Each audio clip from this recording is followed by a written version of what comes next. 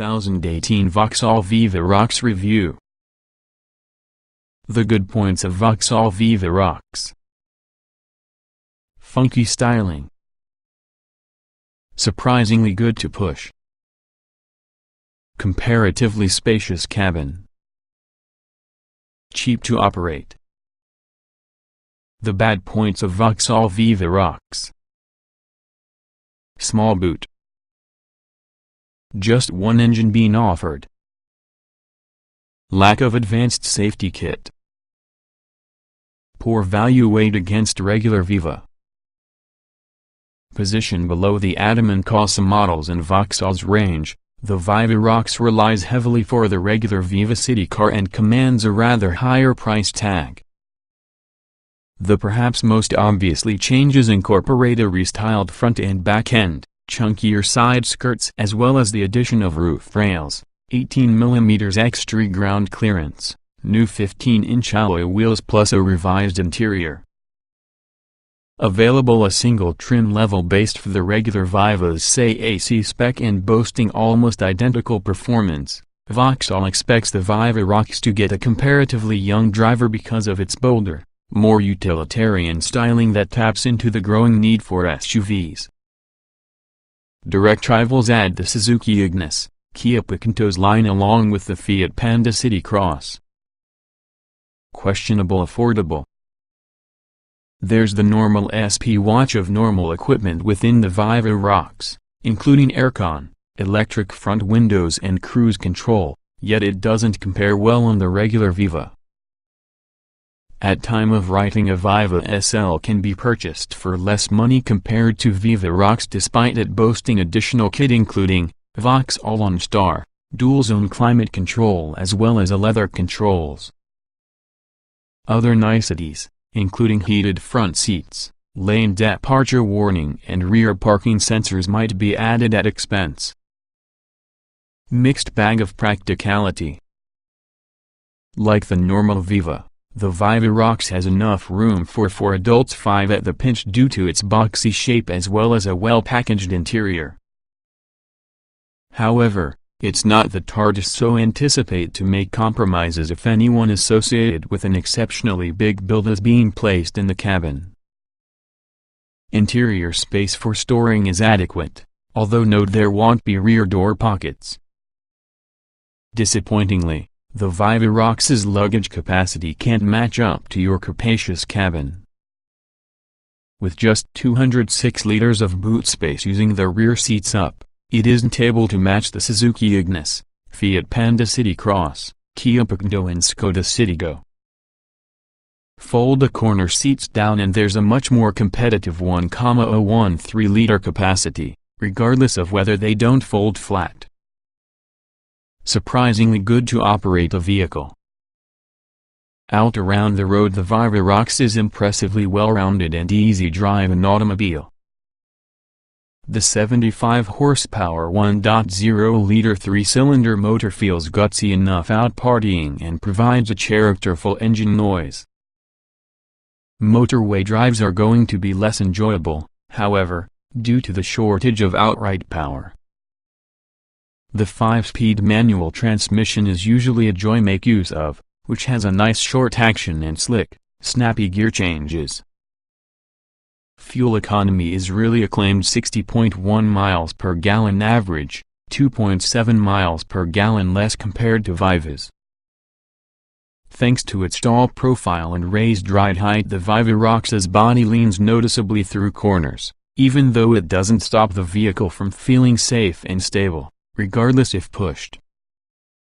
The overall ride comfort can be a touch firmer than you may expect, although not so much about make the Viva Rocks feel uncomfortable. Cabin isn't premium, but feels well built enough. If you're longing for an improvement about the regular Viva's interior quality, then you'll be disappointed. Despite its higher price tag, the Viva Rocks really has by and large a similar functional, solid but cheap-feeling cabin. Barely any advanced safety kit. It may seem harsh marking a major city car down because of its lack of advanced safety kit, Quite a few of the Vivarox's rivals now come using the option of technology which could detect and potentially avoid a collision. The Vivarox, meanwhile, is only able to offer lane departure assist just as one optional extra. The verdict. The bolder styling in the Vivarox may mean it holds appeal over the off-the-shelf Viva for a variety of potential buyers, providing that you're ready to pay for it. As we've explained further the page, it lacks the typical equipment of cheaper Viva models, meaning its good value is highly questionable. Especially as it'll cost you around 15% more versus the equivalent non-ROX model and monthly obligations if you choose Vauxhall's PCP finance scheme with like-for-like contract terms. The running costs might be higher, too, on account of inferior fuel economy plus a higher insurance rating.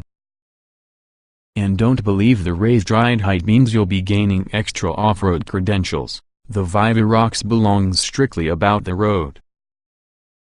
If you're not fussed regarding the styling or need to save some money, a normal Viva is going to do everything, plus more, than its pricier Vivarox sibling can. 1 engine choice. 1.0-liter petrol produces 75 horsepower.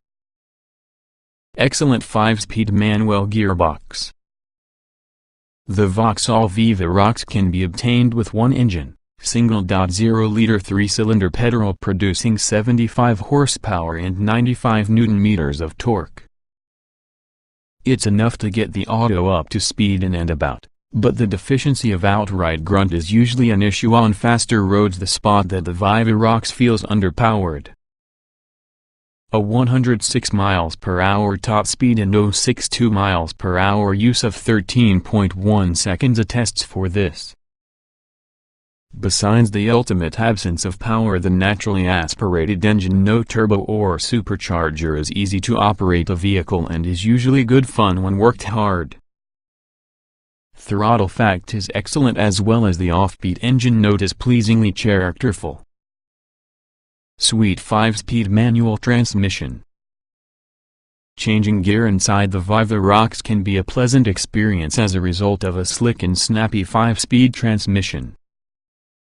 It's a genuine bonus, especially provided that the low power output means you will need to work the gearbox hard to have the most from its 1.0-liter engine.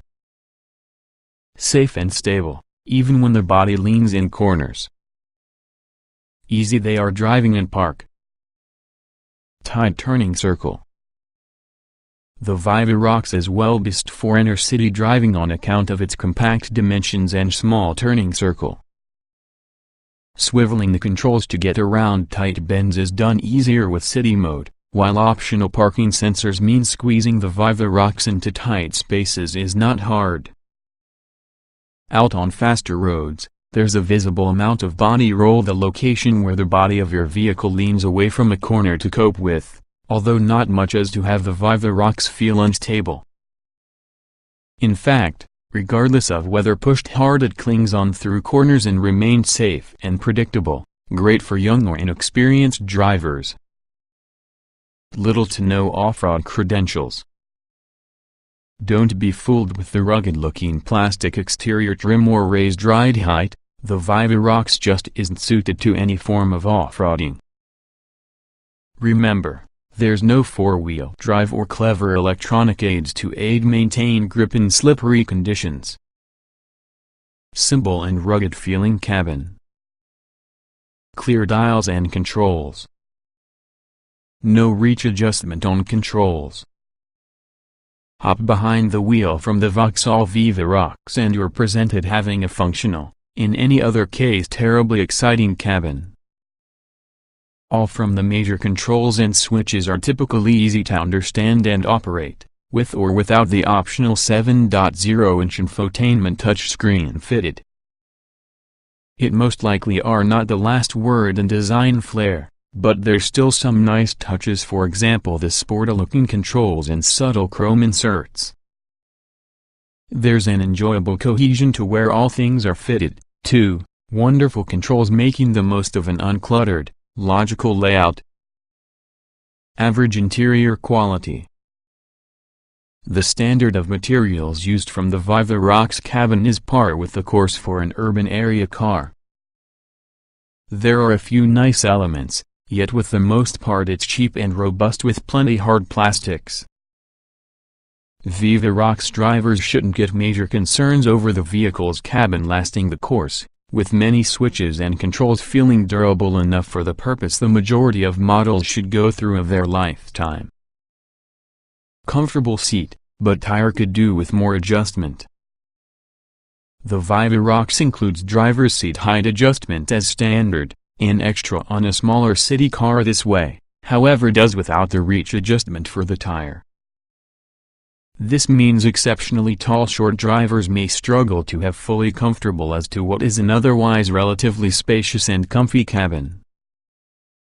Touchscreen infotainment systems optional. One optional extra worthwhile considering is the R4.0 IntelliLink system that replaces the normal and dated-looking R300BT radio interface that has a 7.0-inch color touchscreen, including DAB radio and Apple CarPlay Android Auto connectivity. Satan is obtainable at extra expense, however Apple Maps and Google Maps is usually used with Apple CarPlay and Android Auto respectively. Aside from your additional features offered with all the R4.0 IntelliLink system, the color touchscreen and surrounding buttons help result in the Viva Rox's cabin look considerably more premium. Reasonable ride comfort. Comfy seats and decent quantities of room. Lots of road and wind noise within the motorway. In its natural urban environment the Viva Rox boasts decent quantities of ride comfort, regardless of whether it is often a touch firmer than could well be ideal over bumps and potholes. For the most part, however, it's well controlled and absorbent, conducting a good job of keeping the amounts of body roll down the spot that the body of the auto leans outside of corners. Unless you're working the engine hard, the 1.0-liter motor stays reasonably quiet with only an off-speed 3-cylinder thrum present at low speeds. However, to have the most out of the automobile you do ought to rev the engine considerably, while using resulting noise predictably noticeable.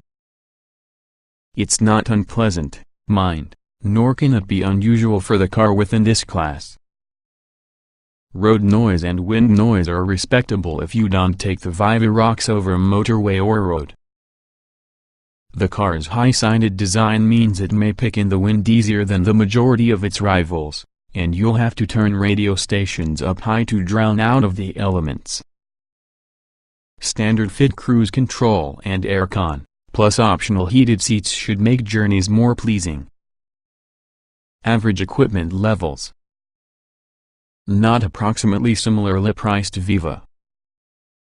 Vauxhall's OnStar service optional. Standard Vauxhall Viva Rox city car equipment.